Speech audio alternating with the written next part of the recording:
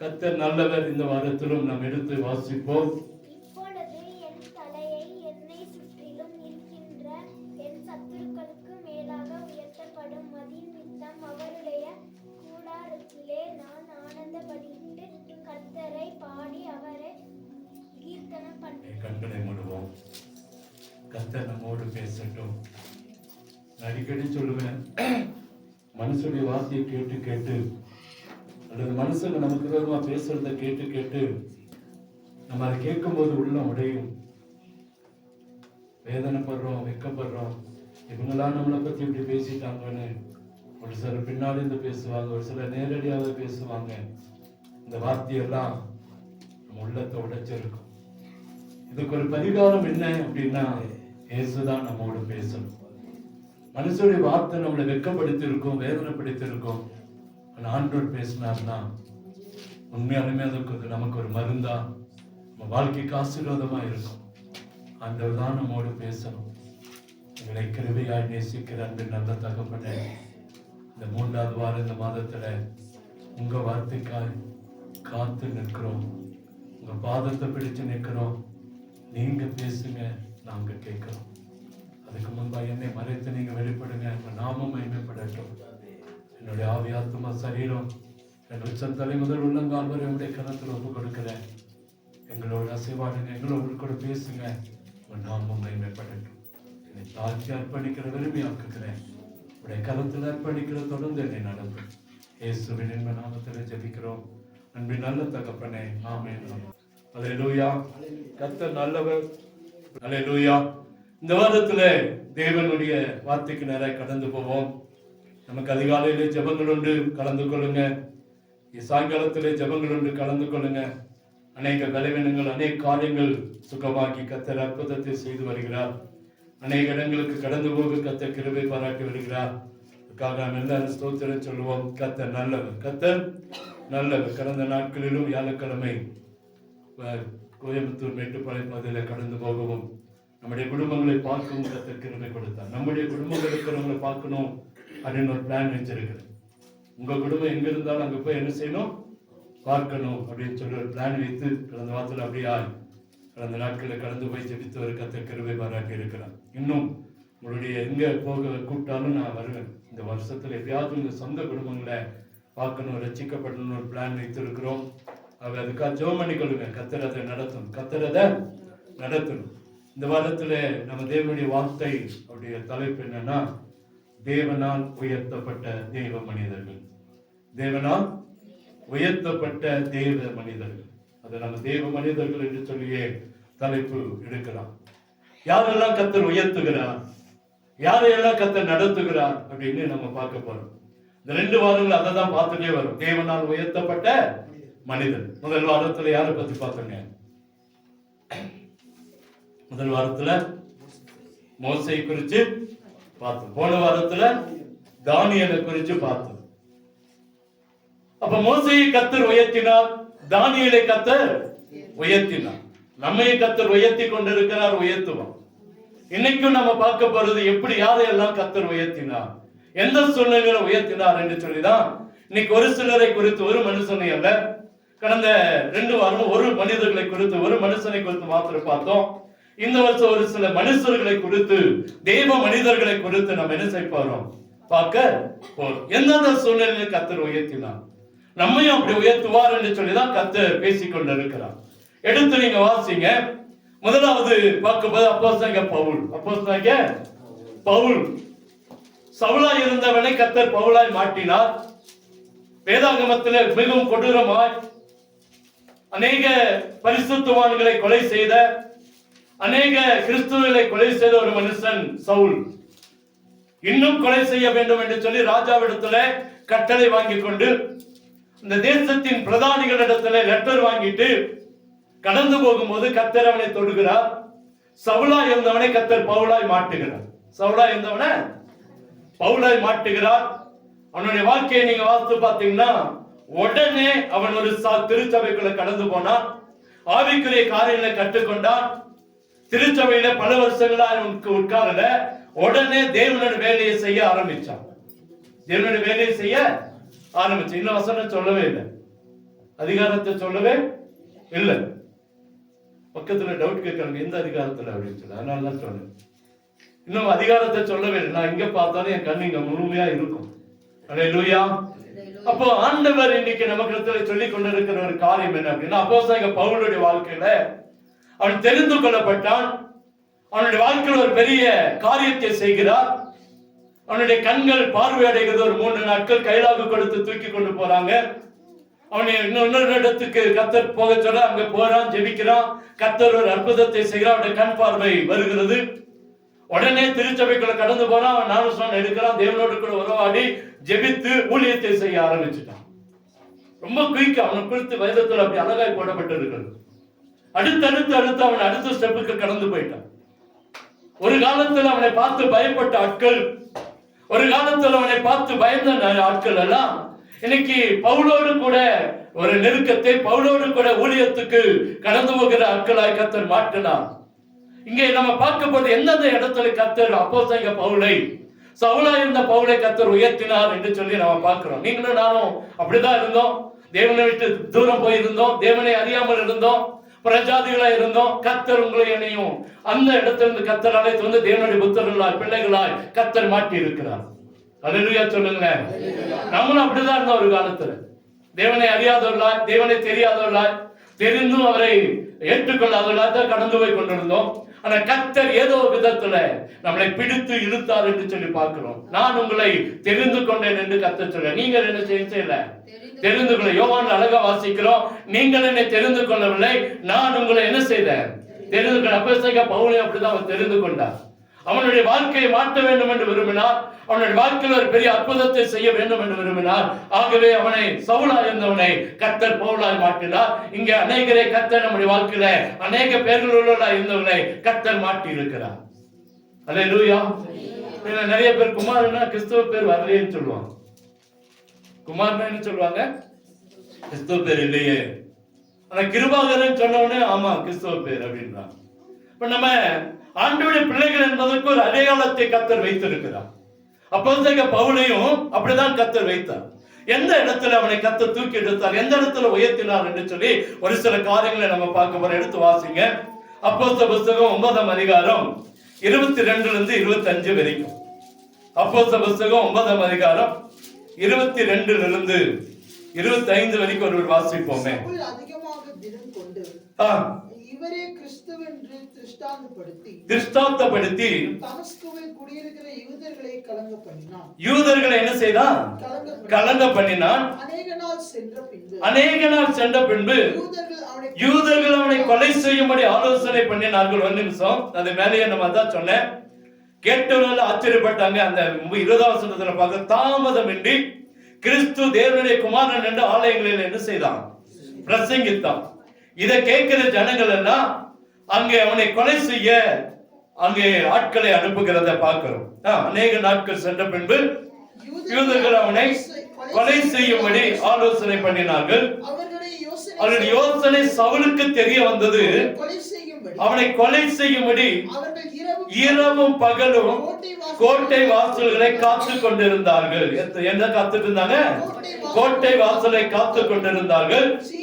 சீசர்கள் ராத்திரியில் அவனை கூட்டிக் கொண்டு போய் ஒரு கூடையில வைத்து மதில் வழியாய் இறக்கி விட்டார்கள். எப்படி இறக்கி விட்டாங்க? ஒரு கூடையில வைத்து சவுலை, அப்போஸ்தலனாகிய பவுலை மதில் வழியாய் ஒரு காம்பவுண்ட் சுவருக்கு அந்த இறக்கி விடுறத பார்க்கிறோம். இதை ஆண்டவர் இன்னைக்கு ஏன் நம்ம இடத்துல சொல்றாருன்னா, நம்முடைய வாழ்க்கையில ஒருவேளை சவுளுடைய வாழ்க்கையில விரோதங்கள் இருந்தது. சவுளுடைய வாழ்க்கையில அவனுடைய வாழ்க்கையை நம்ம பார்க்கும்போது ஒரு பெரிய ஆபத்து அவனுக்குள்ள அவனுக்கு விரோதமா இருந்ததை பார்க்கிறோம்.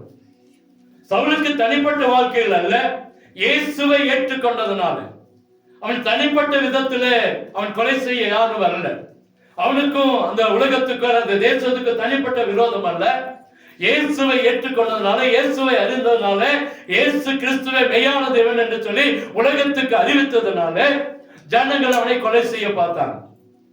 இன்னைக்கு நம்முடைய வாழ்க்கையில ஒருவேளை இப்படிப்பட்ட இயேசுவை ஏற்றுக்கொண்டதனால ஒருவேளை வாழ்க்கையில ஆபத்துகள் இருக்கலாம். என்ன இருக்கலாம்? ஆபத்துகள் இருக்கலாம். நிறைய நேரத்துல நம்ம குடும்பமே நமக்கு விரோதியாய் வரலாம். நம்முடைய சொந்த பந்தங்களே நமக்கு விரோதமாய் பேசலாம். நம்முடைய வேதாகமத்தை வாசிக்க முடியாதபடி செய்யலாம், அல்லது வேதாகமத்தை கிழித்து போடலாம், வேதாகமத்தை எரிக்கலாம். நிறைய காரியங்கள் இன்னைக்கு நடக்கிறது. அல்லேலூயா. நடக்குதா இல்லைங்களா? ஜெபிக்க முடியாதபடி தடைகள் செய்யலாம். ஜெபிக்க உட்கார்ந்தா பல காரியங்களை சொல்லலாம், அல்லது சினிமா பாட்டு அதிகமா பாடலாம், அந்த அதிகமான ஸ்பீட் பண்ணி வால்யூமை கூட்டி சினிமா பாட்டுகளை போடலாம். நம்மளை ஜெபிக்க முடியாதபடி காரியங்களை செய்யலாம். அல்லேலூயா. ஆனா நம்ம சொன்ன வார்த்தைகளை கூட அநேகர் கேட்காம போகலாம். சவுல் இயேசுவை ஏற்றுக்கொண்டதனால, பவுலாய் மாறினதனால அவனை கொலை செய்ய தேடினான். ஆனா கர்த்தர் ஆச்சரியமாய் அவனை கர்த்தர் உயர்த்தினதை பார்க்கிறோம். எப்படி உயர்த்தினார் பாருங்க. இந்த மதிலிருந்து, இந்த தேசத்திலிருந்து அந்த தேசத்துக்கு மதில் வழியா, மதில்னா சும்மா சாதாரணமான ஒரு ரிவிட்மெண்ட் மாதிரி நினைக்க கூடாது. பல மைலுக்கு தூரங்கள் அதை பாதுகாக்கப்பட்ட, அந்த தேசத்தை பாதுகாக்கப்பட்ட மதில்கள் தான் அந்த தேசங்களை இருந்தது. அந்த தேசத்துக்கு ராஜாவுடைய உத்தரவு இல்லாம யாரும் அங்கே போக முடியாது. அப்படிப்பட்ட மதில்கள்ல தான் அப்போஸ்தலனாகிய பவுலை அங்கே கூடைகளை வைத்து அடுத்த எல்லைக்கு, அடுத்த இடத்துக்கு கொண்டு போகப்பட்டான். அல்லேலூயா.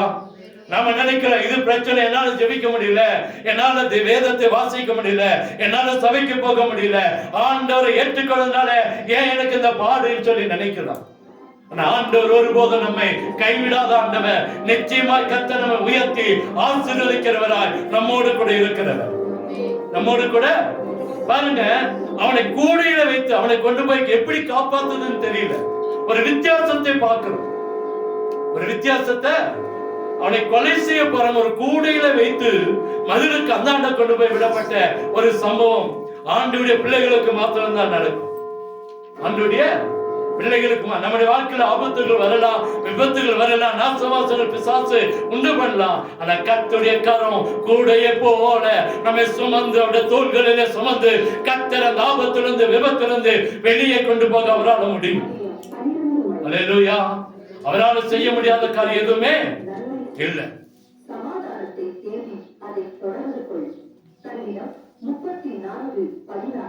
அல்லேலூயா. எனக்கு ஆண்டவர் நம்மிடத்தில் சொல்லியிருக்கிற, கர்த்தர் பிரச்சனை வரும்போது பார்த்து கொண்டிருக்கிறவர் அல்ல.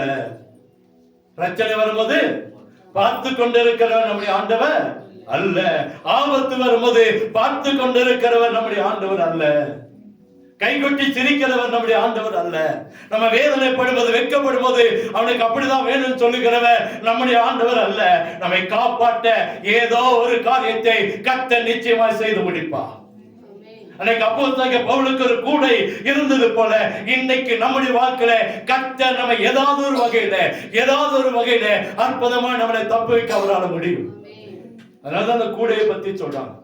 அவரால் எதையும் செய்ய முடியும். அவரால் நினைச்சா எந்த காரியத்துல நம்மை காப்பாற்ற முடியும். ஒருபோதும் ஆண்டவருடைய பிள்ளைகளை அந்நியர் இடத்துல, மற்ற இடத்துல வெட்கப்பட்டு போக கர்த்தர் விடவே மாட்டார். அல்லேலூயா. நிச்சயமாய் கர்த்தர் நம்ம என்ன செய்வாருங்க? உயர்த்துவார். நம்மை உயர்த்தி ஆசீர்வதிப்பார், நம்மளை மேன்மைப்படுத்துவார். 2வது வருஷம் அதே அப்போஸ்தலனாகிய பவுல் 16ஆம் அதிகாரம் 23 இருந்து வாசிவாங்களே. 16. அவர்கள் அநேக அடி அடித்த பின்பு சிறைச்சாலையில வைத்து பத்திரமாய் காக்கும்படி சிறைச்சாலைக்காரனுக்கு கட்டளையிட்டார். அவன் இப்படிப்பட்ட கட்டளையை பெற்று 26 வாசிங்க. சடுதியிலே சிறைச்சாலையின் அஸ்திபாரங்கள் அசையும்படியாக பூமி மிகவும் அதிர்ந்தது. உடனே கதவுகள் எல்லாம் திறவுண்டது. எல்லாருடைய கட்டுகளும் கலண்டு போயிற்று.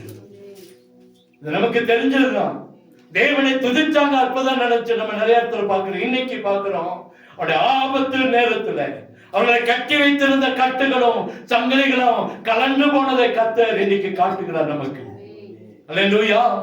அங்க பார்க்க சடுதியிலே சிறைச்சாலையின் அஸ்திவாரங்கள் அசையும்படியாக, சிறைச்சாலையின் பில்லர், சிறைச்சாலையின் ரிவிட்மெண்ட் அசைகிற அளவுக்கு ஒரு பெரிய அற்புதத்தை நிலநடுக்கம் போல ஒரு அசைவை கர்த்தர் அங்கே உண்டாக்கினார். எல்லாரும் பயந்தாங்க. எங்க உள்ள கட்டி வைத்திருக்கிறது யாரு? தேவ மனுஷர்கள். அழைக்கப்பட்டிருக்கிறது யாரு? தேவ பிள்ளைகள். அங்கே சங்கிலியில போட்டு கட்ட வைத்தது யாரு? தேவ மனிதர்கள். அவர்களை எப்படி கர்த்தர் விடுவிக்க அவரால் முடியும். அல்லேலூயா. இங்க பாருங்க, சிறைச்சாலையின் அஸ்திவாரங்கள் அசையும்படியாக பூமி மிகவும் அதிர்ந்தது. இன்னைக்கு 7 சென்டிமீட்டருக்கு மேல இந்த பூகம்பம் வந்து சுனாமி வந்துச்சுன்னா வீடெல்லாம் தரைமட்டமா ஆயிரும். இது அதற்கு மேல வந்திருக்கும் போல. சிறைச்சாலைகள் எல்லாம் எவ்வளவு ஸ்ட்ராங்கா இருந்திருக்கும், எவ்வளவு பாதுகாப்பா இருந்திருக்கும். நம்ம வீட்டு போல ஒரு 2 அடி 3 அடி பவுண்டேஷன் போட்டு கட்டிருப்பானா பயங்கர பாதுகாப்பு இருந்திருக்கும். சிறைச்சாலைக்கு பயங்கர பாதுகாப்பு இருந்திருக்கும். அன்னைக்கெல்லாம் சிறைச்சாலைகள் எல்லாம் ரொம்ப மோசமா இருக்கு. இன்னைக்கு இந்த கூடலூர் பக்கத்துல ஒரு சிறைச்சாலை இருக்கு, யாராச்சும் பார்த்துருக்குன்னு தெரியல. இந்த சிறைச்சாலையில போனீங்கன்னா கட்டடம் எல்லாம் 2 அடி 3 அடி கட்டடங்கள், சின்ன சின்ன அறை, ஒரு அறையில கூட லைட் இல்லை. பழைய யாராச்சும் அந்த பக்கம் போனீங்கன்னா அங்க போய் பாருங்க, அங்க ஒரு பழைய சிறைச்சாலை இருக்கிறது, பழைய சிறைச்சாலை இருக்கு. அதை போய் பார்த்தீங்கன்னா தெரியும். அது இங்க இருக்கிற சிறைச்சாலைக்கு இவ்வளவு பாதுகாப்புன்னா அன்னைக்கு அரசாங்கத்தின் மூலமா ரோம அரசாங்கத்துல கட்டப்பட்ட சிறைச்சாலைகள் எவ்வளவு இதா இருக்கும் பாருங்க. அதையே அதிரும்படியாய் அசையும்படியாய் பூமி மிகவும் என்ன செய்ததா? அசைந்தது. உடனே கதவுகள் எல்லாம் என்ன செஞ்சுச்சு? தானா திறந்துச்சு. தானா எல்லாருடைய கட்டுகளும் யாரும் போய் கட்டல, எல்லாருடைய கட்டுகளும் கலந்து போயிட்டு. அப்போஸ்தலனாகிய பவுலுடைய கட்டு மாத்திரமல்ல, அப்போஸ்தலனாகிய சில்வானுடைய கட்டு மாத்திரமல்ல, சிறைச்சாலையில் இருந்த அத்தனை பேருடைய கட்டுகளும் கர்த்தர் கலட்டி போட்டார். நம்மை மாத்திரம் அல்ல, நம்முடைய குடும்பத்தின் கட்டுகளையும் கலட்டி போட அவரால் முடியும். நம்ம குடும்பம் கட்டப்பட்டு இருக்குதா? பிள்ளைகள் கட்டப்பட்டிருக்காங்களா? இன்னைக்கு உலகத்தால நம்ம குடும்பம் கட்டப்பட்டு இருக்கா? சுமணியத்தால கட்டப்பட்டிருக்கா? மாயத்தால கட்டப்பட்டிருக்கா? மந்திரத்தால நம்முடைய குடும்பம் பிள்ளைகள் கட்டப்பட்டிருக்காங்களா? நம்முடைய விவசாயம் கட்டப்பட்டிருக்கா? கட்ட நினைச்சா ஒரே நொடியில எல்லாவற்றையும் கலட்டி போட முடியும். அல்லேலூயா, அல்லேலூயா. நாங்க தேவனுக்கு பிரியமான காரியங்களை அவன் செய்ததை பார்க்கிறோம். உயர்த்தினார் எல்லா ஜனங்களுக்கு முன்பாக. அந்த அதிகாரத்துல கொஞ்சம் வசனங்களை வாசித்து பாருங்க. இந்த சிறைச்சாலை தலைவன் தன்னைத்தானே கொலை செய்ய பார்க்கிறான். தன்னைத்தானே, ஏன்னா எல்லாருடைய கட்டுகளும் கலந்துருச்சு, எல்லாரும் ஓடிடுவாங்க போல, யாரும் இருக்க மாட்டாங்க சிறைச்சாலை. நாளை காலையில நம்மை எல்லாரும் கொன்றுவாங்கன்னு சொல்லி அவன் தன்னைத்தானே கொலை செய்ய பார்க்கிறான். உடனே பவுல் கூப்பிடுறான், நீ ஒண்ணு செஞ்சுக்காதப்பா, நீ ஒன்னும், நாங்க எல்லாம் இங்கதான் இருக்கிறோம், நாங்கள் இங்கதான் இருக்கிற. அதை கேள்விப்பட்ட உடனே அவன் ரட்சிக்கப்பட்ட, ஆண்டவரை ஏற்றுக்கொண்டான். அது மாத்திரம் அடுத்த நாள் இது அந்த தேசம் கேள்விப்பட்ட உடனே அடுத்த நாள் சிறைச்சாலையில அவங்களை வெளியே கொண்டு வந்துட்டாங்க. வெளியே இவன் ஓடவெல்லாம் இல்லை, வெளியே தப்பிச்சு போகவெல்லாம் இல்லை, உள்ளேயே தான் இருந்தான். அடுத்த நாள் அந்த தேசமே பயந்து, தேசத்துல அதிகாரிகள் பயந்தாங்க. உடனே சட்டம் வந்தது, அவர்களை விடுதலையாக்கி வெளியே கொண்டு போயிருங்க. அல்லேலூயா. நமக்கு விரோதமா எழும்பின கண்களுக்கு முன்பாக கர்த்தர் நம்முடைய தலையை உயர்த்துவார். என் தலை என்னை சுற்றிலும் இருக்கிற என் சத்துருவுக்கு மேலாக உயர்த்தப்படும். நீங்க சொல்லுங்களேன், என் தலை என்னை சுற்றிலும் இருக்கிற என் சத்துருக்களுக்கு மேலாக என்ன செய்யும்? உயர்த்தப்படும். உயர்த்துவாரா இல்லையா? நீங்க கை தூக்குறது பார்த்தா இவ்வளவுதான் தூக்குறாங்க ஒரு சிலை. நம்ம கை மேல வரமாட்டேங்குது, இப்படி வரமாட்டேங்குது. அப்புறம் எங்க நம்ம தலை நம்ம சுற்றிலும் இருக்கிற சத்துரு மேல உயர்த்தப்படும்? சொல்லுங்களேன். நம்மளே ரெடி இல்லை, என் தலை என்னை சுற்றிலும் இருக்கிற என் சத்துருக்கு மேல என்ன செய்யப்படும்? உயர்த்தப்படும். அப்போஸ்தலனாகிய பவுலுடைய தலையை கர்த்தர் உயர்த்தினார். உயர்த்தினாரா இல்லையா? சத்துருகளுக்கு முன்பாக, அந்த தேசத்தின் அதிபதிகளுக்கு முன்பாக, அதிகாரிகளுக்கு முன்பாக அப்போஸ்தலனாகிய பவுலின் தலையை கர்த்தர் உயர்த்தினார். நமக்கும் விரோதமாய் உருவாக்கப்படுகிற எல்லா ஆயுதங்களுக்கு மேலாக நம்முடைய தலையை கர்த்தர் உயர்த்துவார். அல்லேலூயா. இரண்டாவது யோசுவா. இரண்டாவது யாரு? யோசுவா. எடுத்து வாசிங்க. என்னாகமம் புத்தகம் 27:18. என்னாகமம் 27:18.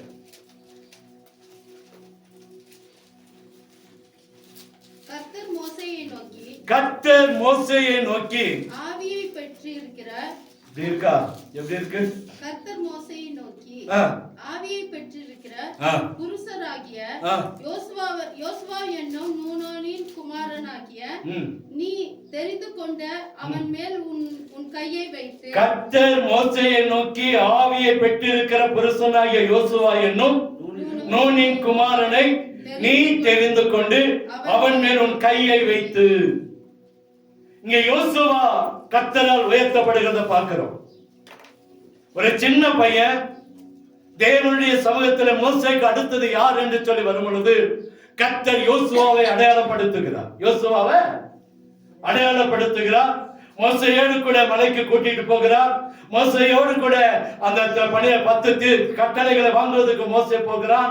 அநேக இடங்கள்ல மோசேயை கர்த்தர் பயன்படுத்துகிறத பார்க்கிறோம். ஒரு சின்ன வயசு பையன். ஆனா ஒரு காரியம் நடக்குது, நீங்க நல்லா புரிஞ்சுக்கணும். மோசேயை பார்த்து கர்த்தர் சொல்றார், மோசே, உனக்கு சகலத்திலும் அதிகாரத்தை கொடுத்திருக்கிறேன், சகல வல்லமை உனக்கு இருக்கிறது. உன்னுடைய வல்லமையில கொஞ்சத்தை யோசுவாவுக்கு கொடு. எவ்வளவு கொடு? கொஞ்சத்தை யோசுவாவுக்கு என்ன செய்ய கொடு. நூனின் குமாரனாக நீ தெரிந்து கொண்டு அவன் மேல் உன் கையை வைத்தவனை ஆசாரியனாகிய எலியேசருக்கும் சபை அனைத்துக்கு முன்பாக நிறுத்தி அவர்கள் கண்களுக்கு முன்பாக அவனுக்கு கட்டளை கொடுத்து. அல்லேலூயா. இஸ்ரவேல் புத்திரராக சபையார் எல்லாரும் அவனுக்கு கீழ்ப்படியும்படி. என்ன சொல்றாரு? சபையார் எல்லாரும் அவனுக்கு கீழ்ப்படியும்படி உன் கணத்தில் கொஞ்சம் அவனுக்கு கொடு. உன் கணத்துல அவனுக்கு கொடு. கர்த்தர் எப்படி உயர்த்துறாரு பாருங்க. ஒரு சின்ன பையன், தேவனுக்கு பிரியமா இருக்கிற ஒரு மனுஷன். ஆனா அன்று சொல்றாரு மோசே பார்த்து, மோசே, உன்னுடைய கணத்துல கொஞ்சம் அவனுக்கு கொடுப்பான். உன்னுடைய கணத்துல கொஞ்சம் அவனுக்கு கொடு. அவன் எப்படி இருக்கு? அதிகாரிகளுக்கு மேலாக நிக்கட்டும், ஜனங்களோட பார்த்து பயப்படட்டும், கீழ்ப்படையட்டும். அந்த அளவுக்கு உன்னை கொஞ்சம் கனமே அவனை அப்படியா உயர்த்தும். கொஞ்சம் கிருபை நம்மளை ஆச்சரியமா நடத்துங்க. அல்லேலூயா. நம்ம நினைக்கல ஆண்டவர் என்ன தொல்ல, ஆண்டவர் என்னோட பேசல, ஆண்டவர் காரியங்கள் செய்யல. இல்ல, அவருடைய கொஞ்சம் கிருபை, அவருடைய கொஞ்சம் கனம் நம்மளை ஆச்சரியமா கொண்டு போய் நிறுத்தும். அல்லேலூயா. நிச்சயமாய் கர்த்தருடைய கனம், கர்த்தருடைய கிருபை நம்ம மேல இருக்குது. இந்த ஜனங்களுக்கு முன்பா நிச்சயமா கர்த்தர் நம்ம உயர்த்துவா. அடுத்தது யார் என்ன நினைக்கலாம்? அடுத்தது யார் வருவான்னு நினைச்சாங்க. ஆனால் சொன்னார், ஒரு சின்ன வயசு பையனை யோசுவாவை பேர் சொல்லி அழைத்து நூனின் குமாரனை தெரிந்து கொண்டு அவனை கொண்டு போய் ஜனங்களுக்கு முன்னாக நிறுத்தி உன்னுடைய கணத்துல அவனுக்கு கொஞ்சம் கொடுப்பான். இந்த கொஞ்சம் கணம் என்ன நடந்துச்சு தெரியுமா? மோசேயால செய்ய முடியாத காரியத்தை யோசுவா செய்தான். என்ன செஞ்சான்? மோசே கூட்டிட்டு போன வெளியே, ஆனா தேசத்தை பங்கிட்டு கொடுத்தது யோசுவா தான். ஒவ்வொருவருக்கும் சுதந்திரத்தை கொடுத்தது யோசுவா தான். பாகம் பிரித்து கொடுத்தது யோசுவா தான். தேசங்களை பங்கிட்டு கொடுத்தது யோசுவா தான். ஒவ்வொரு கோத்திரத்துக்கும் 12 கோத்திரத்துக்கும் தேசங்களை பங்கிட்டு கொடுத்தது யோசுவா தான். மோசேயால செய்ய முடியாத காரியத்தை, மோசேயால போக முடியாத இடத்துக்கு கர்த்தர் யோசுவாவை கொண்டு போனார். அல்லேலூயா. அன்னைக்கு ஒருவேளை ஆரம்பத்துல அநேக கிறிஸ்துவர்கள் செய்யாத காரியத்தை, அநேக சபை விசுவாசிகள் செய்யாத காரியத்தை உங்களை கொண்டு, என்னை கொண்டு கர்த்தர் நாளிலே செய்ய விரும்பி கொண்டு இருக்கிறார். அவங்க செய்யல, பரவாயில்ல விட்டுங்க. இவங்க செய்யல, பரவாயில்ல விட்டுங்க. அவங்க வரல, விட்டுங்க. உங்களை கொண்டு கர்த்தர் பெரிய காரியங்களை செய்ய போறார். வராதவங்களை குறித்து கவலையே இல்ல. யோவான் ஒரு வசனம் இருக்கிறது. அவர்கள் மனிதன் கொடுக்கிற மேன்மையை குறித்து பார்க்கிறாங்க, தேவனால் வருகிற மேன்மையை உதறி தள்ளிட்டாங்க. இன்னைக்கு சபைக்கு வராதுங்க. அதான் ஆராதனைக்கு வரலன்னு யாரை மேன்மைப்படுத்துறாங்களா? மனுஷனை மேன்மைப்படுத்துறாங்க. நம்ம யாரை மேன்மைப்படுத்த வந்திருக்கிறோம்? தேவா ஆதி தேவனை மேன்மைப்படுத்த வந்திருக்கிறோம்.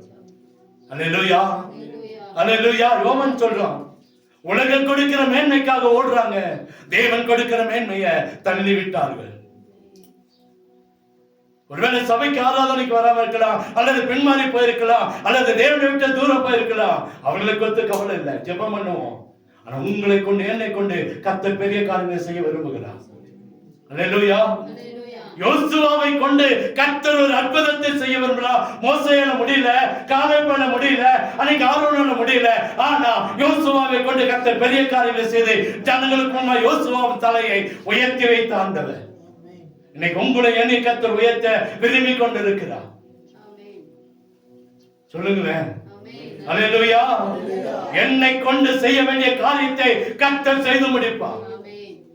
கொஞ்சம் கனத்தை கொடுனார்.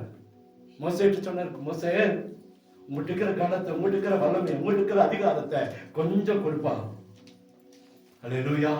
அன்னைக்கு ஒருவேளை ஆண்டவர் பார்க்கல, அந்த மோசையை கூட நடக்கல, யோசுவாவை கூட நடக்கல, ஆரோனோடு பார்க்கல. ஆனா இன்னைக்கு உங்களையும் என்னையும் கர்த்தர் பெரிய காரியங்களை செய்ய அழைத்து வந்திருக்கிறார். மோசேக்கு கர்த்தர் கட்டளை கொடுத்த, வெளியே கொண்டு போனாரு. ஆனா பிரித்து கொடுத்தது, தேசத்தை சுதந்திரமாய் பங்கிட்டதெல்லாம் யோசுவாவுக்கு தான் கிருபை கர்த்தர் கொடுத்தான். இன்னைக்கு இருக்கிற இது யோசுவாவின் காலம். யாருடைய காலம்? மோசேயின் காலம் முடிஞ்சது, அவனுடைய காலம் அல்ல, இது யோசுவாவின் காலம். நிச்சயமாய் கர்த்தர் யோசுவாவை போல கர்த்தர் நம்ம அந்த கொஞ்சம் கனம் இருந்தா போதும், கர்த்தர் நம்ம உயர்த்தி ஆசீர்வதிப்பார். அல்லேலூயா. அழகா சொல்றார். அந்த 1:38 வாசிங்களே, உபாகமம் 1:38. உனக்கு முன்பாக நிற்கிற நூனின் குமாரனாகிய யோசுவா அதில் பிரவேசிப்பான். அவனை திடப்படுத்து, அவனை இஸ்ரவேலுக்கு சுதந்திரமாக பங்கிடுவான். யார் சுதந்திரமாக பங்கிடுவான்? யோசுவா. நீங்க தான் யோசுவா, நான் தான் யோசுவா. இங்க இருக்கிற நம்மை தான் கர்த்தர் யோசுவாக்களாய் கர்த்தர் பயன்படுத்த விரும்புகிறார். தேசத்தை பங்கிட்டு கொடுக்கிற ஒரு பெரிய அதிகாரத்தை யோசுவாவுக்கு கர்த்தர் கொடுத்தார். அங்க சொல்றாரு, உனக்கு முன்பாக நிற்கிற நூனின் குமாரனாகிய யோசுவா அதில் பிரவேசிப்பான், நீ பிரவேசிக்க மாட்டேன்ட்டாரு. மேல சொல், கடும் கோபம் ஆண்டவர் மோசே மேல. மோசே மீது அடிக்கப்பட்ட என் மேல கோபம் கொண்டு நீயும் அதில் என்ன செய்தல, பிரவேசிக்குதுன்னு சொல்லிட்டாருன்னு சொல்லி மோசே சொல்றதாங்க வாசிக்கிறோம். ஆனா யோசுவாவோ சகலத்தையும் பங்கிட்டு கர்த்தர் கிருபை கொடுத்தா. உங்களை என்னை அழைத்தது சாதாரணமா இல்ல, உங்களை என்னை அழைத்தது எதற்காகவோ அல்ல, கர்த்தர் ஒரு ஆச்சரியமான காரியத்தை செய்ய விரும்பி கொண்டிருக்கிறார். அல்லேலூயா, அல்லேலூயா. நிச்சயமாய் கர்த்தர் ஒரு அற்புதத்தை செய்து முடிப்பார். தலைகள் உயர்த்தப்படும். எடுத்து வாசிங்களேன், ஆதியாகமம் 24:1.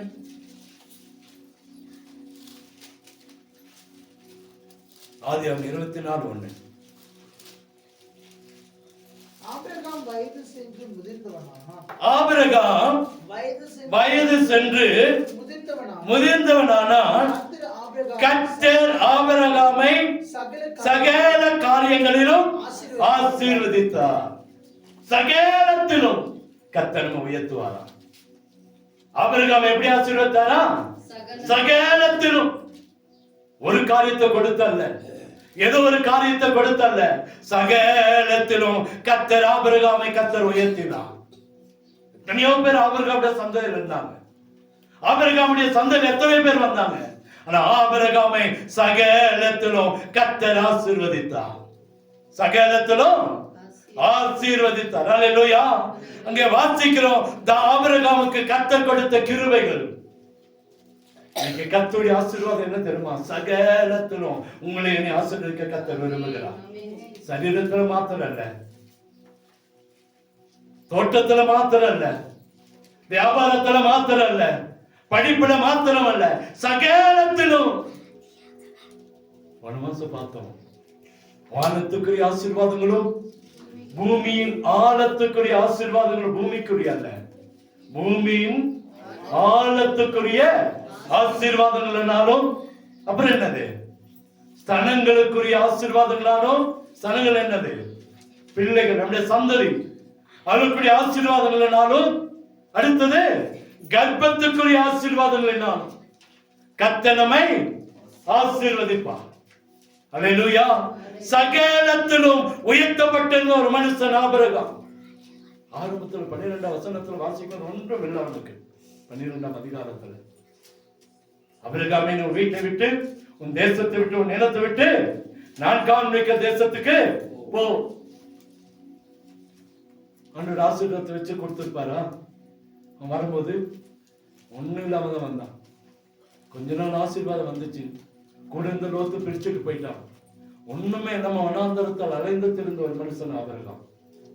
ஒண்ணுமே இல்லாம தன் மனைவி வீட்டுல இருக்கான், இவன் பார்க்கிறான், காரிருள் சூழ்ந்தது. வேதம் சொல்லுது, ஆபிரகாம் பச்சை பயப்படாதப்பா, நீ எந்த மட்டும் நடந்து திரி, அந்த மட்டும் நடந்து திரி. அந்த அளவுக்கு நான் என்ன செய்வேன்? ஆசீர்வதிப்பேன். அல்லேலூயா. இன்னைக்கு ஆண்டவருடைய ஆசீர்வாதத்துக்கு முழு பங்காளனா கர்த்தர் ஆபிரகாமை மாற்றினார். இன்னைக்கு ஒருவேளை நம்ம வாழ்க்கையில ஒன்றுமில்லாத சூழ்நிலை இருக்கலாம். ஆனா கர்த்தர் சகலத்தில் உங்களை உயர்த்த வேண்டார். சகலத்தில் நம்மை ஆசீர்வதிக்கிற ஆண்டவர், எல்லாவற்றிலும் மேன்மைப்படுத்துகிறவர் நம்முடைய ஆண்டவர் என்று சொல்லி பார்க்க. அதே 22:19 எடுத்து வாசிங்க. ஆபிரகாம் தன் வேலைக்காரரிடத்துக்கு திரும்பி வந்தா அவர்கள் எழுந்து புறப்பட்டு ஏகமாய் பெயர்செபாவுக்கு கடந்து போனார்கள். ஆபிரகாம் பெயர்செபாவிலே குடியிருந்தான். இந்த சம்பவம் எந்த சம்பவம் தெரியுமா? ஆண்டவர் சொன்னாரு ஆபிரகாம் பார்த்து, ஆபிரகாமே, எனக்கு 100 வயசுல ஒரு பிள்ளை கொடுத்திருக்கிறேன். உனக்கு 100 வயசுல உனக்கு ஒரு பிள்ளைய கொடுத்திருக்கிறேன். அவனை எடுத்துட்டு போய் என்ன செய்ய எனக்காக பலியிடு. நீங்க அந்த வசனத்தை, அந்த அதிகாரத்தை வாசித்து பார்த்தீங்கன்னா, அந்த காரியங்கள் நடந்த பின்பு கர்த்தருக்கும் ஆண்டவருக்கும் எந்த தொடர்புமே இல்லை. அழகா சொல்றாரு, ஆபிரகாமே அப்படின்னு சொல்லி கூப்பிடுறாரு. அடியேன்னு சொல்றான். உடனே என்ன சொல்றான்? இதோ அடியேன். அப்பதான் சொல்ற, உன் புத்திரனும் உன் ஏகசுதனும் உன் நேசகுமாரனுமாகிய ஈசாக்கை இப்பொழுது அழைத்துக் கொண்டு மோரியா தேசத்துக்கு போய் அங்கே நான் உனக்கு குறிக்கும் மலைகள் ஒன்று அவன் என்ன செய்ய தகன பலியாக பலியிடுகின்றான். பலியிடுவது வேற. பலியிடுறதுன்னா வெட்டி போட்டுருது, அவ்வளவுதான். இது என்னது? தகன பலின்னா என்னதுங்க? ஒரு சொட்டு கூட இருக்காது, இல்லாத அளவுக்கு அவனை என்ன செஞ்சிடணும்? எரிச்சிடணும். உள்ள அவனை என்ன செய்யணும்? தகன பலியிடுன்றார். முழுமையா அவனை ஒப்புக்கொடுன்றார். பலிகள்ல பல விதம் இருக்கு. வேதாகமத்துல நிறைய பலிகள் இருக்கு. அல்ல தகன பலியிடுன்னு சொல்றாரு. அப்படிப்பட்ட ஒரு இடத்துல அந்த வசனத்தை வாசித்தோமே, இந்த 22 அந்த 19 வசனம், ஆபிரகாம் தன் வேலைக்காரத்துல திரும்பி வந்தான். ஆபிரகாம் தன் வேலைக்காரத்துல திரும்பி வந்தான். எப்போ எப்படி போனா? போகும்போது தன் மகனோடு போனா. கொஞ்சம் விறகு, கொஞ்சம் கத்தி எல்லாத்தையும் எடுத்துட்டு போனா. இவங்க எல்லாம் நினைச்சாங்க, என்னடா எங்க போறான்னு தெரியல, ஆனா பலி கொடுக்கன்னு தெரியும், ஆடு இல்ல. பையனே கேக்குறப்பா, விறகு இருக்குது, கத்தி இருக்குது, என்ன இல்ல, ஆடு எங்கப்பான்னு கேட்கிறான்.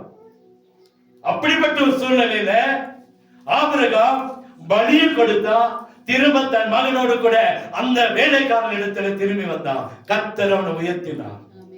தனியா வந்ததுனால ஒருத்தம் வச்சிருப்பானா? யோசனை பண்ணி பாருங்க. பையனை கூட்டிட்டு போய் என்னமோ செஞ்சுட்டான். எல்லாரும் ஓடி இருப்பான். ஆபிரகாமுக்கு கனமோ மகிமை என்ன செஞ்சிருக்காது? இருந்திருக்காது. ஆனா அவன் திரும்பி வந்தா, அவர்கள் திரும்பி வந்தார்கள் என்று சொல்லி வேதத்துல வாசிக்கிறோம். நாங்க போயிட்டு திரும்பி வருவோம். இப்ப பாருங்க, முதல்ல நம்ம பார்க்கிறோம், அப்போஸ்தலனாகிய பவுலை கர்த்தர் உயர்த்தினார். இரண்டாவது யோசுவாவை கர்த்தர் உயர்த்தினார். இங்கே ஆபிரகாமை கர்த்தர் உயர்த்தினார். யாருக்கு முன்பாக? வேலைக்காரருக்கு முன்பாக. தன்னிடத்துல வேலைக்குள் செய்கிற அந்த வேலைக்காரருக்கு முன்பாக கர்த்தர் ஆபிரகாமை கர்த்தர் உயர்த்தினார். நீங்க நினைக்கலாம், என்னை விட சாதாரணமா அல்லது படிச்சோ அல்லது பதவியோ அல்லது காரியங்களுக்கு முன்பாக இருக்கிறோம், இவர்களுக்கு முன்பாக நாங்க வெட்டப்பட்டுருமா, இந்த ஜனங்களுக்கு முன்பாக நாங்க தோற்று போயிருமா நினைக்கலாம். ஆனா ஆண்டவர் சொல்றாரு, இந்த ஜனங்களுக்கு முன்பாக நம்முடைய தலையை கர்த்தர் உயர்த்துவார். ஈசாக்கோடு வந்தா ஜனங்கள் எல்லாம் எங்க போனா என்ன நடந்ததுன்னு தெரியாது. ஆபிரகாமுக்கும் தேவனுக்கு மாத்திரம் ஒரு தெரிந்த ரகசியம், கர்த்தர் ஆபிரகாமை உயர்த்தினார். அல்லேலூயா. அங்க வெட்டி, அங்க கட்டி எல்லாம் போட்டு விறகுலாம் அடுக்கி கத்திய ஓங்க, ஆனா நெருப்பு எரிக்காம கத்திய ஓங்குற சூழ்நிலை கத்த ஆபிரகாம் கைய கீழே போடு. அவன் தலையை கர்த்தர் உயர்த்தினாரா இல்லையா? அல்லேலூயா. நம்மளை வெட்கப்பட்டு போக கர்த்தர் விடவே மாட்டார். நிறைய சொல்லலாம். தானியேலை கர்த்தர் உயர்த்தினார். சாத்ராக், மேசாக், ஆபேத்நேகோவை கர்த்தர் உயர்த்தினார். யோசேப்பை கர்த்தர் உயர்த்தினார். தாவீதை கர்த்தர் உயர்த்தினார். பார்த்துட்டே போலாம். தேவ பிள்ளைகளை கர்த்தர் கைவிடவே இல்லை. எங்கெங்க உயர்த்தணுமோ, எந்தெந்த இடத்துல உயர்த்தணுமோ அங்கங்க கர்த்தர் உயர்த்தினார். அல்லேலூயா. எங்க பிரச்சனையோ அங்க உயர்த்தணும், எங்க வேதனையோ அங்க உயர்த்தணும், எங்க பாடுகளோ அங்க உயர்த்தணும், எங்க விரோதமோ அங்கே உயர்த்தினார். எங்க கண்ணீரோ அங்க உயர்த்தினார், எங்க கவலை அங்க உயர்த்தினார். உங்களுடைய என்னை கர்த்தர் உயர்த்துவார். பிரச்சனைகள் மத்தியில, வேதனைகள் மத்தியில கர்த்தர் நம்முடைய தலை உயர்த்தி நம்மை ஆசீர்வதிப்பார். கண்களை மூடுவோமா? இந்த தலையை உயர்த்துகிற ஆண்டவர் நம்மோடு இருக்கிறார்.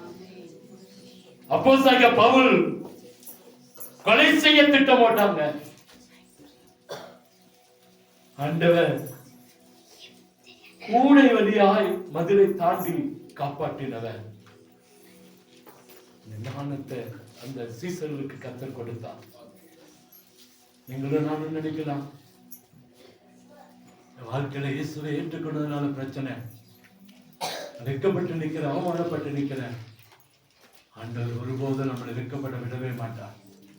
அந்த இடத்துல கர்த்தர் உயர்த்தினார், கூடை வழியாக கர்த்தர் உயர்த்தினார். இரண்டாவது பார்க்கிறோம், கட்டப்பட்டிருந்த சிறைச்சாலையில அப்போஸ்தலனாகிய பவுல் தேவனுடைய மனுஷன் என்பதை எல்லாரும் அறிந்து கொள்ள கர்த்தர் உதவி செய்தார். ஒரு பெரிய காரியம், ஒரு திகில் நடுக்கம் உண்டானது. அடுத்த நாள் காலையில அப்போஸ்தலனாகிய பவுல் விடுதலை ஆக்கப்பட்டான். தேவன் உண்மையானவர் என்பது நிரூபிக்கப்பட்டது. இரண்டாவது யோசுவாவை குறித்து பார்க்கிறோம். ஒரு சாதாரண ஒரு மனுஷன், ஒன்னும் தெரியாத ஒரு சின்ன பையன். ஆண்டவர் தெரிந்து வைத்திருந்தாருங்க. ஆண்டவர் யோசுவாவை தெரிந்து வைத்திருந்தாருங்க. அதுதான் ஹைலைட். அந்த தேசத்தை வேவு பார்க்க முதலா யோசுவா கொண்டு போகப்படுகிறான். அதுக்கு முன்பாக நிறைய இடங்களை யோசுவாவை பார்க்கிறோம். மோசேயோடு கூடவே இருந்தான், மோசேயோடு கூடவே நடந்தான். அமலேக்கை மேற்கொள்ளும் பொழுது மோசேயின் கரம் கீழே விழுந்தது. அப்ப கூட யோசுவா அங்கே இருந்ததை பார்க்கிறோம். ஊரும் ஆரோனும் மோசேயுடைய கரத்தை தாங்கி பிடிச்சாங்க. மோசேக்கு துணை நின்றது யோசுவா. 10 கட்டளைகள் வாங்க கடந்து போகும்போது யோசுவா கடந்து போனான். உபவாச ஜபத்துக்கு போகும்போது கடந்து போனான். யோசுவாவை கர்த்தர் அறிந்து வைத்திருந்தார். அதனால சொல்றேன்ப்பா, நீ அந்த தேசத்துல பிரவேசிக்க பார்த்தலப்பா, நூனிக்கும் அன்னைக்கு யோசுவாவை நீ தெரிந்து கொண்டு ஜனங்களுக்கு முன்பா கொண்டு போய் உன்னுடைய மகிமையில உன்னுடைய கடத்துல கொஞ்சத்தை அவனுக்கு கொடுப்பாங்க. அன்றைக்கு உங்களை என்னை பார்த்து சொல்றாரு, என்னுடைய கனத்தை நான் உங்களுக்கு தர விரும்புறேன், என்னுடைய மகிமையை நான் உனக்கு தர விரும்புறேன்னு சொல்றாரு. நம்ம தெய்வ சமத்துல காத்திருப்போம் என்று சொன்னா, தேவனோடு கூட ரகசியங்களை பேசுகிற ஒரு ஆவிக்குரிய வாழ்க்கை நமக்குள்ள வரும் என்று சொன்னா, அந்நிய பாஷைகளை பேசிக் கொண்டிருக்கும் போது நிச்சயமாய் கர்த்தர் நம்மை உயர்த்தி ஆசீர்வதிப்பார். மோசேக்கு கிடைக்காத ஒரு பாக்கியம் யோசுவாவுக்கு கர்த்தர் கொடுத்தான். மோசே யோசுவால் அழைக்கப்பட்டான், ஆண்டவரால் தெரிந்து கொள்ளப்பட்ட பாத்திரம். ஆனா ஜனங்களுக்கு நடத்த, ஜனங்களுக்கு ஆசீர்வாதத்தை கொடுக்க யோசுவாவை தான் கர்த்தர் வைத்திருந்தான். வனாந்தரத்தில் பிறந்தவன் என்று சொல்லப்படுகிறது. எகிப்திலிருந்து வரல. ஆரோன் மோசே ஜனங்களை அழைச்சிட்டு வரும்போது யோசுவா வரல. வனாந்தரத்தில் நடந்து வரும்போது பிறந்தவன் யோசுவா. வனாந்தர வாழ்க்கை, ஒருவேளை நம்முடைய வாழ்க்கையில ஒருவேளை வனாந்தரமா இருக்கலாம். ஆனா கர்த்தர் உங்களை எண்ணி தெரிந்து வைத்திருக்கிறார், நம்மளை உயர்த்துவா. ஆபிரகாமை குறித்து பார்க்கிறோம். எல்லாவற்றிலும் கர்த்தர் அவனை ஆசீர்வதித்தார். இன்னைக்கு ஆண்டவர் உங்களை பார்த்து என்ன பச்சை, எல்லாவற்றிலும் ஆசீர்வதிக்க பாருப்பா. ஒரு காரியத்தை மாத்திரம் இல்லை, எல்லாவற்றிலும் உங்களை நான் ஆசீர்வதிப்பேன். இப்படி ஒரு ஆசீர்வாதம் நமக்கு கிடைச்சா எவ்வளவு நல்லா இருக்கும். ஆவிக்குரிய ஆசீர்வாதங்கள், உலகத்துக்குரிய ஆசீர்வாதங்கள், பரலோகத்துக்குரிய ஆசீர்வாதங்கள் எல்லாம் கர்த்தர் கிடைக்க பண்ணுவேன்னு சொல்றாரு. இதே ஆபிரகாமை சொந்த வேலையாட்களுக்கு முன்பாக கர்த்தர் உயர்த்தினான். திரும்பி வந்தான். எப்படி வந்தானா? திருப்தியா வந்தான். தன் மகனோடு வந்தான். தான் கொண்டு போனது ஒன்றுமே அங்க அழிக்காம, அந்த விறகும் அந்த காரியங்கள் மட்டும் அங்க எரிந்து போனது ஒழிய தான் கொண்டு போன எதையும் அங்க இழந்து போன திருப்தியாய் கடந்து வந்த ஆபிரகாம். அருமையான ஜனமே, இந்த வாழ்க்கையில் எது இழந்து போக உங்களை என்னையும் அழைக்கல. சரீரத்தை இழந்து போயிட்டீங்களா? பலவீனப்பட்டிருக்கிறோமா, திரும்ப கத்த தருவான். ஆசீர்வாதங்கள் இழந்து போயிட்டோமா, கத்த தருவான்.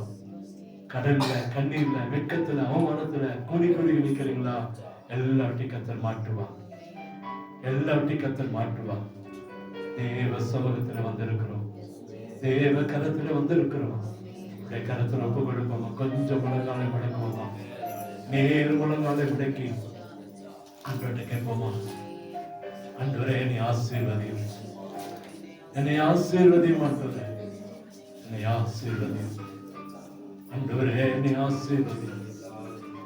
என் வாழ்க்கை ஆசீர்வதிக்கப்படட்டும், என் குடும்பம் ஆசீர்வதிக்கப்படட்டும், என் பிள்ளைகள் ஆசீர்வதிக்கப்படட்டும், இந்த வருமானம் ஆசீர்வதிக்கப்படட்டும், என் பொருளாதாரம் ஆசீர்வதிக்கப்படட்டும், என் பிள்ளைகள் ஆசீர்வதிக்கப்படட்டும், அங்க கையிட்டு செய்கிற வேலைகள், விவசாயங்கள் ஆசீர்வதிக்கப்படட்டும். அன்று தர்ப்பணிப்போமா, ஆண்டவர்களை நிச்சயமாய் உயர்த்தி ஆசீர்வதிப்பார். பவுலை உயர்த்தினவர், யோசுவாவை உயர்த்தினவர், ஆபிரகாமை உயர்த்தினவர், தானியேலை உயர்த்தினவர், சாத்ராக் மேசாக் ஆபேத்நேகோவை உயர்த்தினவர், தாவீதை உயர்த்தினவர், யோசுவாவை உயர்த்தினவர், யோசேப்பை உயர்த்தினவர். உங்களை எண்ணி கர்த்தர் உயர்த்துவார், உங்களை எண்ணி கர்த்தர் உயர்த்துவார். நிச்சயம் ஒரு அற்புதம் நடக்கும்.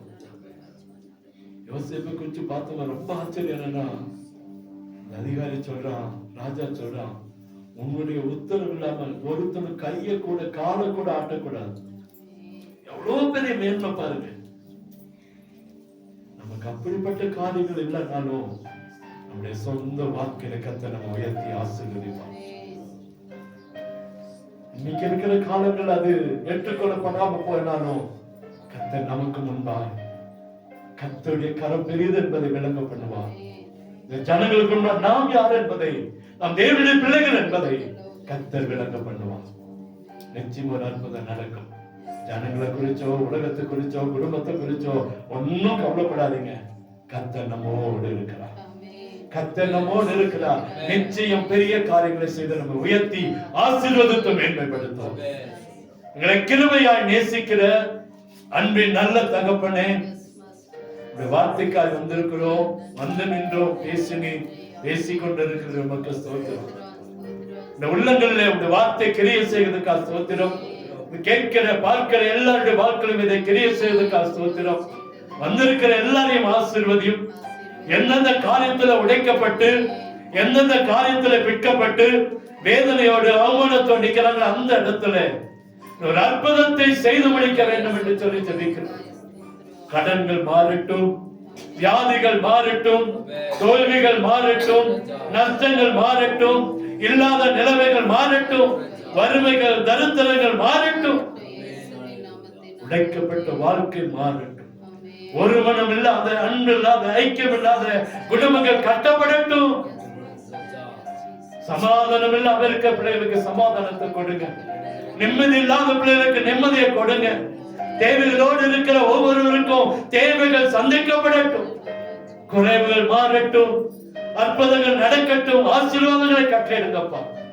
நன்மையும் கிருபையும் சமாதானமும் உண்டாக வேண்டும் என்று சொல்லி ஜெபிக்கிறேன். பலவீனத்தோடு இருப்பாங்கன்னா இப்பொழுதே உங்க கரம் அந்த பலவீனத்தின் மத்தியில உங்க பலத்தால் இடைகட்டுங்கப்பா. அற்புதம் நடக்கட்டும். வந்தது நல்லது, கர்த்தர் என்னோடு பேசினார், அந்த வார்த்தை கேட்க உதவி செய்யும். நன்மையும் கிருபையும் சமாதானம் ஆசீர்வாதங்கள் உண்டாகட்டும், அற்புதங்கள் நடக்கட்டும். இயேசுவின் இன்ப நாமத்திலே ஜெபிக்கிறோம் அன்பின் நல்ல தகப்பனே, ஆமென், ஆமென்.